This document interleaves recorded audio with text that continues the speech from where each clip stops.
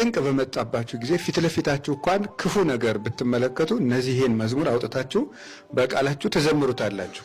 መዝሙር 22ን፣ መዝሙር 24ን፣ መዝሙር 26ን፣ መዝሙር 50ን፣ መዝሙር 69ን። ስለዚህ እነዚህን መዝሙራት በቃላችሁ አጥንታችሁ ሲቸግራችሁ ትጸልዩዋቸዋላችሁ።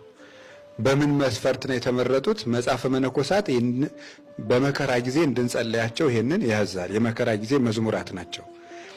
ብዙ አባቶቻችንም በመከራ በደረሰባቸው ጊዜ እነዚህን ይዘምሯቸው እንደሆነ በቃላቸው ችግር ሲገጥማቸው ይህን አውጥተው ይዘምሩ እንደነበር በመጽሐፍ በየገድሎቻቸው ተጽፏል። እነ ቅዱስ እንጦንስን የመሰሉ ሌሎችም እንዲያ ብለን የዳዊት ልጅ ሆይ ማረኝ፣ አምላከ ዳዊት እርዳኝ ብንለው ኢየሱስ ክርስቶስ ፈጥኖ ካለንበት ችግር እኛ በማናውቀው መንገድ ሊያወጣን ይችላል።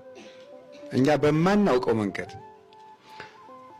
ለምሳሌ አንድ ጠላትና አንድ ሰው ፊት ለፊት ቆመው ምንም ሌላ ሰው በሌለበት መሃል እንኳን ሁለት ሰዎች ብቻ አጥቂና ተጠቂ አንድ ላይ ቢቆሙ እግዚአብሔር በእሳት መካከል መንገድ አለው አይደለም?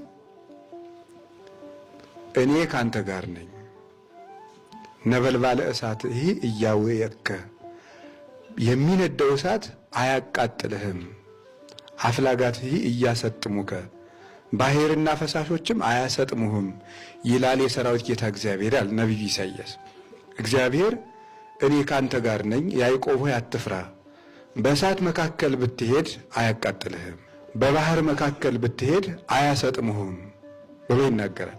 እግዚአብሔር በእሳት መካከል መንገድ፣ በማይበል መካከል ጎዳና መቼም የለም አይደል?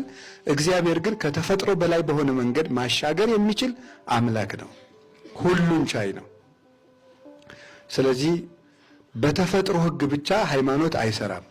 ከተፈጥሮ ሕግ በላይ ነው የሚሰራው። በሰው ያልተቻሉ ነገሮች ዘይትካሃል በሀበ ሰብእ ይትካሃል በሀበ እግዚአብሔር ብሏል ጌታ በወንጌል። በሰው ዘንድ የማይቻል በእግዚአብሔር ዘንድ ይቻላል። እግዚአብሔር ሁሉን ቻይ ስለሆነ፣ ስለዚህ የቅዱስ ዳዊትን መዝሙር ደጋግመን እንዘምር።